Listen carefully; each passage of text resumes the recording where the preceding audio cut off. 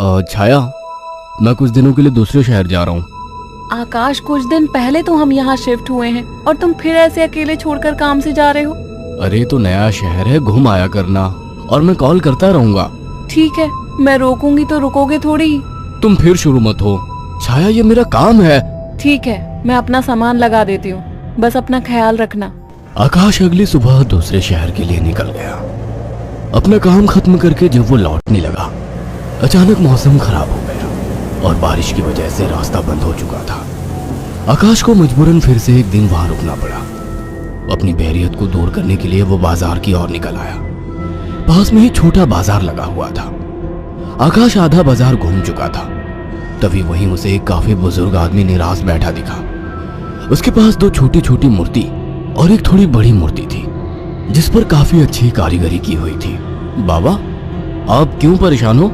कुछ नहीं बाबूजी, बस सुबह से कुछ भी नहीं बिका। अरे बाबा, परेशान ना हो।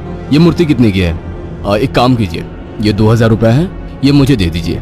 बुजुर्ग ने डरते और झिझकते हुए कहा, लेकिन बेटा, ये मूर्ति शापित है। ये सब बकवास बातें होती हैं बाबा, कोई शाप वाप नहीं होता है। लाओ, ये मूर्ति मुझे दे दो। बुजुर्ग ने कांपते हाथों से उस मूर्ति को आकाश को दे दिया। रात में आकाश होटल के कमरे में गया और फोन पर छाया से बात करने लगा। उसे ठंड सी महसूस होने लगी। फोन रखकर वो सोने के लिए लेट गया। रात गहरी हो चुकी थी, बारिश की वजह से ठंड थी, पर उसे अचानक गर्माहट महसूस होने लगी। उसे अच्छा लग रहा था। उसे महसूस हुआ जैसे कोई उससे चिपक कर लेटा हो।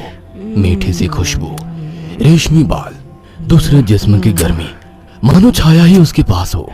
वो लगातार नींद में किसी के स्पर्श को महसूस कर रहा था। अचानक उसे अपने शरीर पर वजन महसूस हुआ। वह अचानक से उठकर बैठ गया। कमरे में बिल्कुल अंधेरा था। उस रूम की लाइट ऑन की तो देखा कमरा खाली था, कोई नहीं था। कमरा ठंडा था पर उसे पसीना आ रहा था। अगले दिन सुबह वो जल्दी होटल से निकल गया और शाम होते होते घर आ गया। छाया को फोन किया तो पता लगा वो माँ के यहाँ गई है, आज ही आने वाली है। उसके पास डुप्लीकेट चाबी थी। उसने गेट खोला और अंदर गया। थोड़ी देर बैठने के बाद नहाने चला गया। उसे बाथरूम में जाने के बाद ऐसा लगा बाहर कोई है। वो जैसे ही निकला उसको कोई नजर नहीं आया। वो ऊपर गया और उसे एक परछाई नजर आई। कौन है? छाया, मजाक मत करो, मुझे ऐसा मजाक पसंद नहीं है। तभी दरवाजे की डोरबेल बजी। जाकर देखा तो छाया थी। आकाश उसे देखते ही खुश हुआ और उसे गले लगा लिया। तुम सही वक्त पर आ गई, मुझे लगा कोई ऊपर है। ऊपर कौन है? मेरी कोई सौतन ले आए हो क्या? कैसी बात करती हो?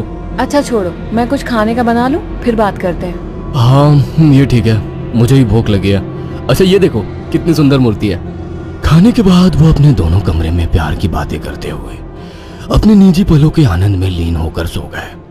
मगर आधी रात को आकाश को वही खुशबू स्पर्श महसूस हुआ। उसे लगा छाया को आज ज्यादा ही प्यार आ रहा है और वो जो कर रही है करने दूं। छाया इस बार काफी उत्तेजित लग रही थी। आकाश को भी आनंद आ रहा था। अंधेरे में छाया ने आकाश के सारे कपड़े उतार दिए और पागलों की तरह उसके जिस्म को चूमने लगी। आकाश भी पूरी तरह से उत्तेजित हो गया था। छाया की गरम गरम सांसें आकाश को पूरी तरह से पागल बना दे रही थी और वासना का खेल चरम सीमा तक पहुंच गया। कुछ ही पलों का वासना का वेग लंबी लंबी और गहरी सांसों के बीच शांत हो गया। सुबह आकाश ने देखा छाया जाग चुकी थी। छाया चाय लेकर आकाश के पास आ गई। उठो, चाय पी लो। वह चाय के लिए उठा तो छाया बोल उठी, ये मूर्ति लेकर कब से सोने लगे तुम? अरे ये तो साइड में रखी थी, वहां बिस्तर में कैसे आ गई? आ गई होगी। एनीवे, चलो तैयार हो जाओ, ऑफिस जाओगे ना? लाओ इस मूर्ति को मैं रख देती हूँ। थोड़ी देर बाद छाया कमरे में सफाई करने गई। वो काम में बिजी थी, पर उसे लगा जैसे मूर्ति उसे देख रही है। जैसे उसने मूर्ति की तरफ देखा, मूर्ति अपनी जगह जैसी थी वैसे ही रखी थी। छाया काम खत्म करके कमरे से निकलने को हुई तो अचानक मूर्ति गिर गई। छाया ने पलट के मूर्ति को उठाया। अचानक मूर्ति मुस्कुराई। छाया डर गई और मूर्ति हाथ से छूट गई। डरते डरते उसने मूर्ति को उठाया तो उसने देखा वो सामान्य थी। शैतान मूर्ति, डराती है मुझे। ये कहकर उसने मूर्ति को अलमारी में रख दिया। काम खत्म कर छाया नहाने गई और जैसे ही उसने कपड़े उतारे और पानी का नल खोला, गर्म पानी उस पर गिरा।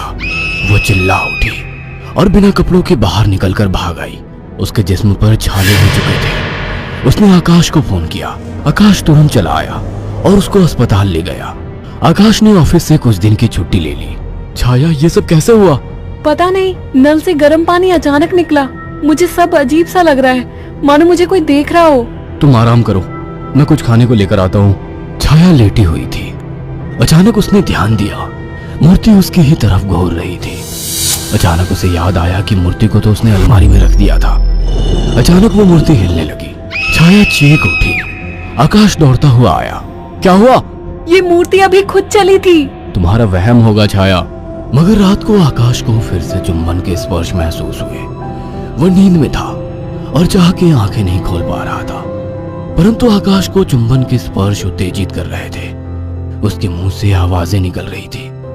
अचानक छाया की आंख खुल गई और उसने जो देखा वह हैरान रह गई। उसने देखा कि एक लड़की काली परछाई के रूप में आकाश के कपड़े खोल रही थी और वो देखते ही चिल्लाने लगी, आकाश, वो काली परछाई! अचानक कमरे के शीशे में चटक सी आवाज आई और शीशा टूट गया। आकाश उठकर बैठ गया। ये शीशा कैसे टूटा? और तुम चिल्लाई क्यों? आकाश, वो कोई काली आत्मा थी। मैंने अभी देखा, वो तुम्हारे साथ संबंध बना रही थी।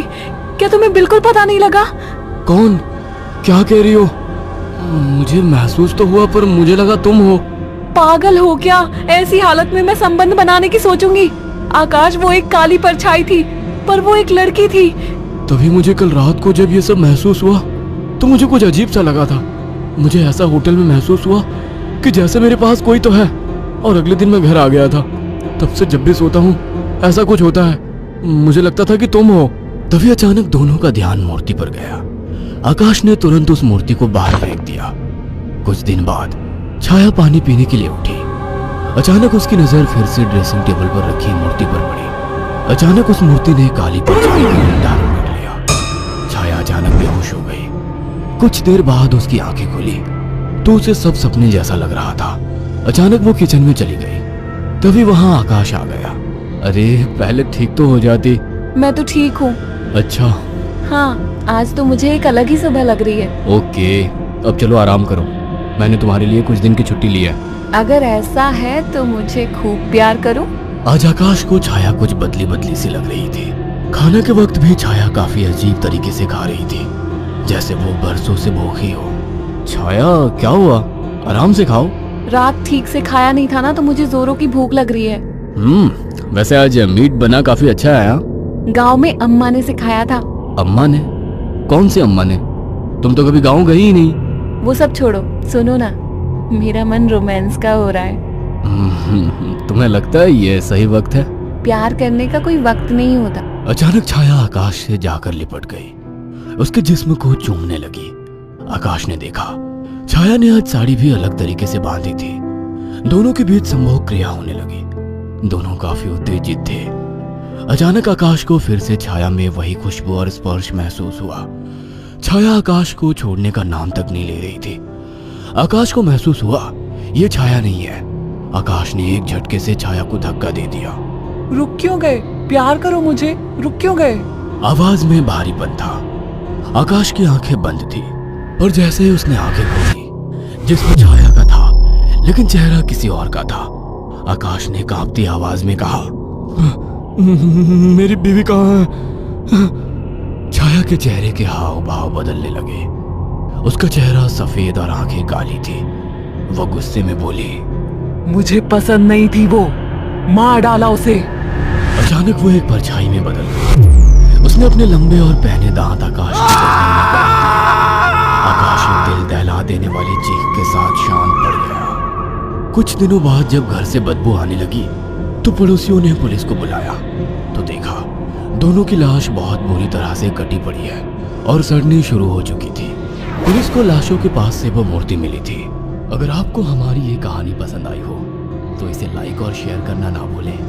साथ ही ऐसी और नई कहानियों के अपडेट्स पाने के लिए हमारे चैनल अक्षु टीवी को जरूर सब्सक्राइब करें।